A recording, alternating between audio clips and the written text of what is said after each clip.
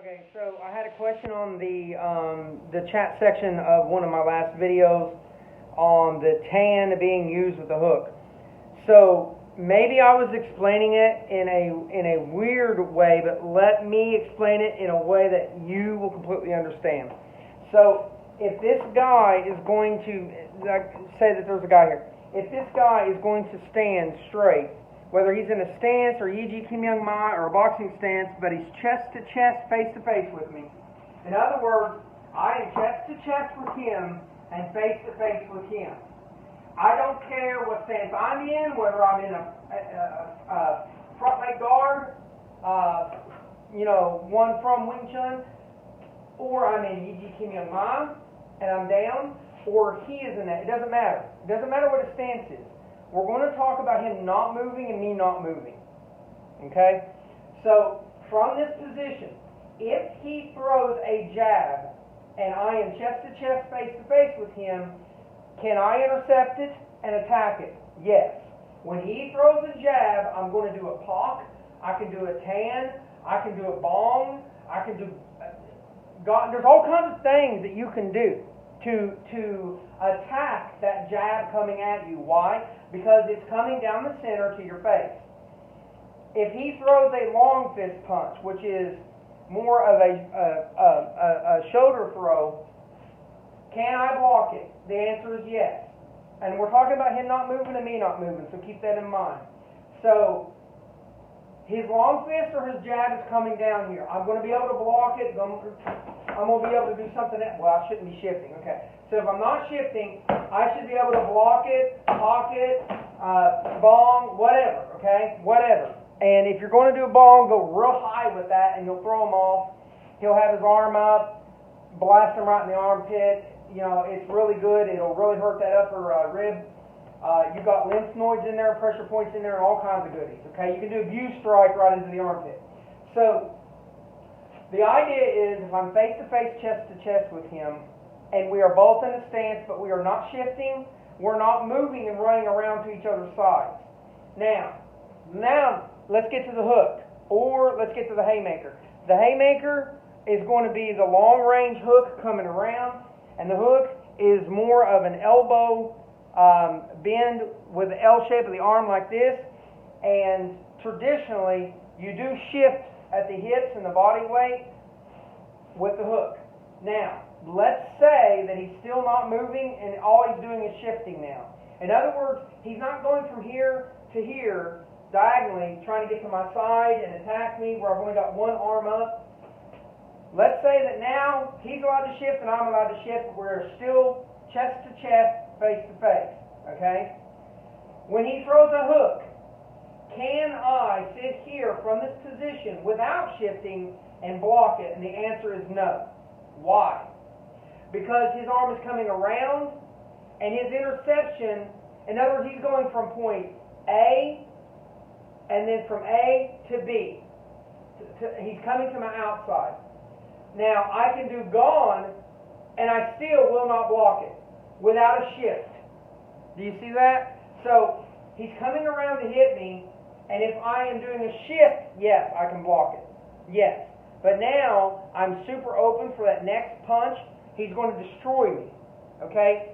As soon as I would do that, I have got to move and pop and get on this side because that other hand's coming in.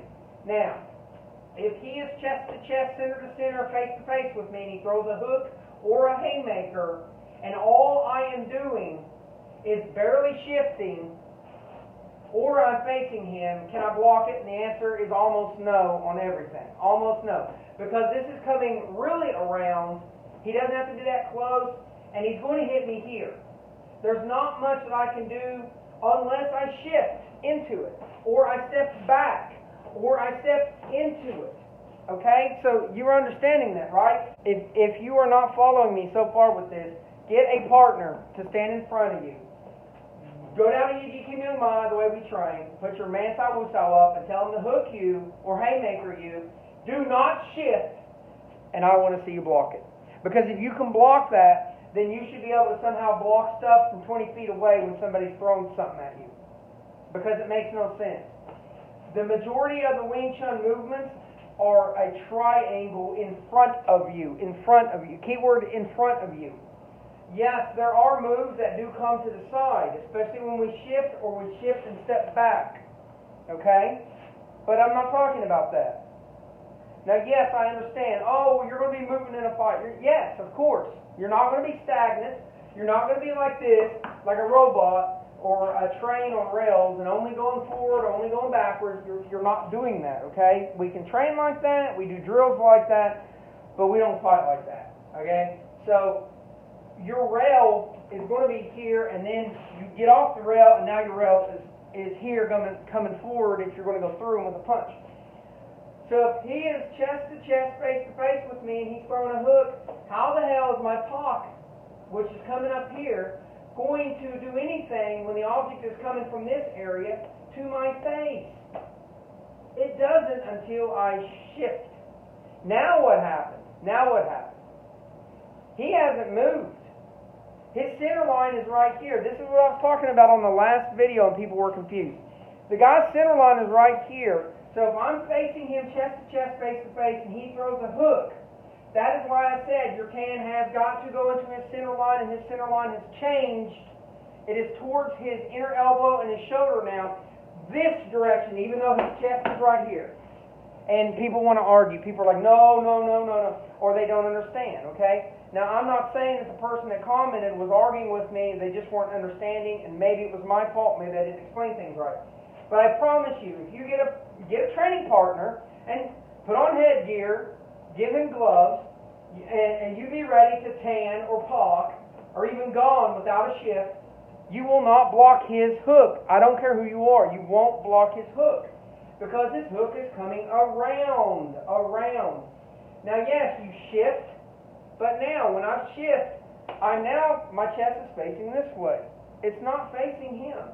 That's what I was talking about on the last video. So this guy who is chest to chest, face to face with me, when he throws the hook, I have to bury into his shoulder or his inner elbow this way to block, whether it's tan, pop, whatever. His center of gravity changes here. Okay, I can demonstrate it real easy when I'm working with someone and show them because they don't understand. They always think, well, this is the center to center, this is the center.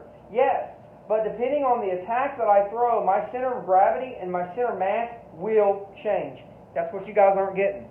You guys aren't getting it. You guys are thinking center of mass is here because he's got two legs supporting him, and this is the majority of his mass, and all of a sudden, yeah, okay. But what happens when he's throwing his mass into a punch coming out this way?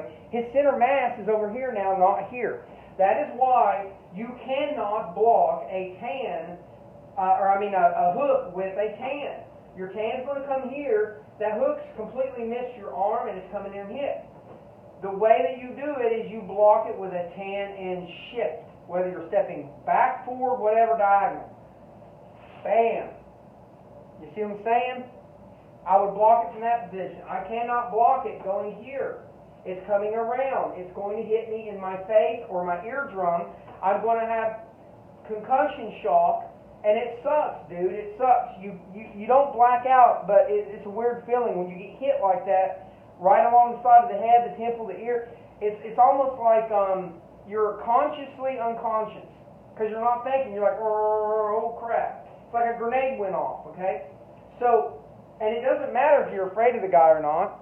When you get hit there, you feel it. You got to get used to it by continuously being hit there. Don't be afraid to be hit. You got to spar with people. Don't be afraid to be hit. Even when you're light sparring, somebody's going to hit you in the mouth, somebody's going to bleed your mouth, cut your lip, black your eye, bleed your nose. Guess what? Those are badges. You wear them with pride. So when I'm chest to chest, face to face with him, if I shift and he throws the hook, yes, my tan can block it, my pop from the front can block it, my gone can block it when I'm sidestepping and shifting. So here's a shift. Here's a side step going backwards with a shift. I would block it. Or going forward. You'd really block it if the timing is right. If the timing is right, you'll throw him off balance.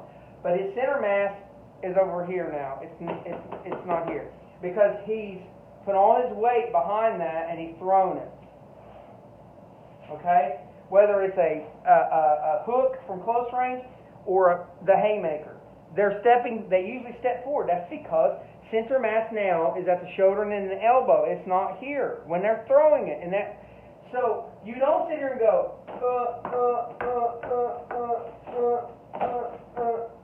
when he's throwing a hook, you're over here now. You've got to be over here, or you step back with it. You're going to get hit in the face if you don't. I promise you, you will get hit in the face. So the people that argue with me, simply get your partner, go chest to chest, face to face. Do not shift. Put your hands up. Tell him to do the hook. He's going to do the hook. You try to block it, you're going to get hit in the face. You are going to get hit in the face. Because people do not throw the hook right here. They don't.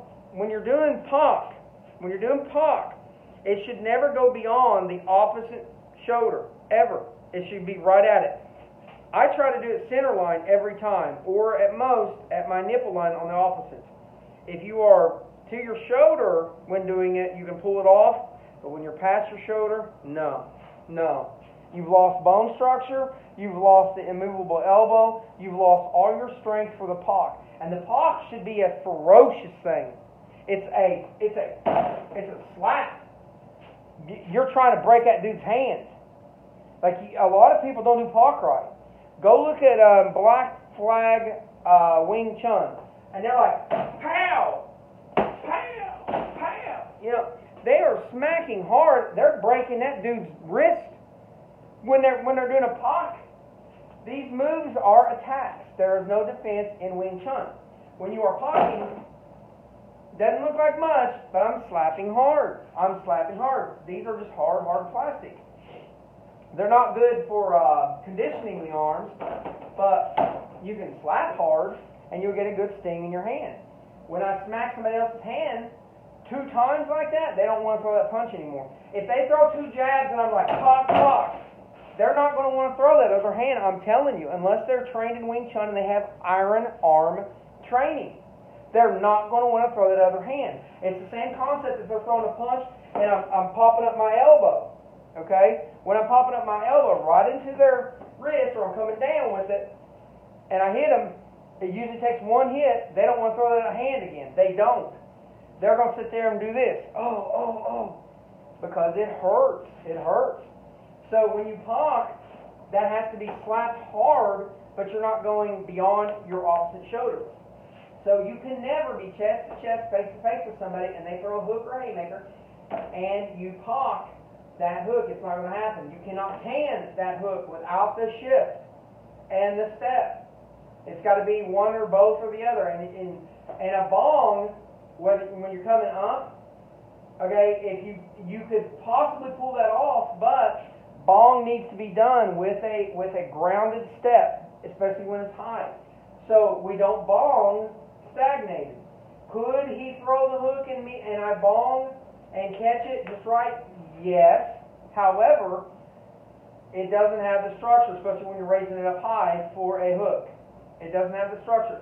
So you want the grounded root, and when you're doing the bong going up high, the shoulder's got to be down, and all it's doing is swiveling up. That shoulder's just swiveling.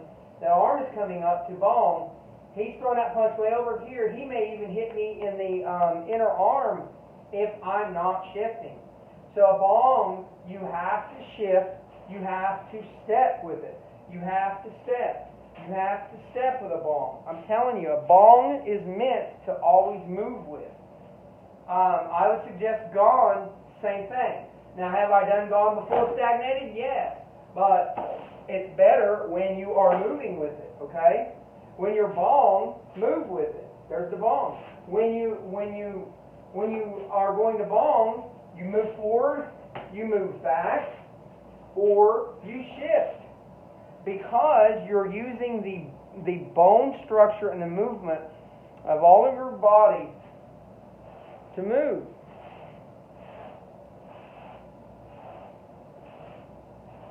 Now here's a step, here's a step, here's a step, here's a shift. Okay? So if you're going to shift and step, then learn to shift and step. Do the drills. That's what these drills are for. So if I'm face to face with you, and I'm here, and you're throwing that hook is coming around. That's not going to catch your hook. That's not going to catch your hook. That will. That will. When I'm here, that will. So that's why we shift.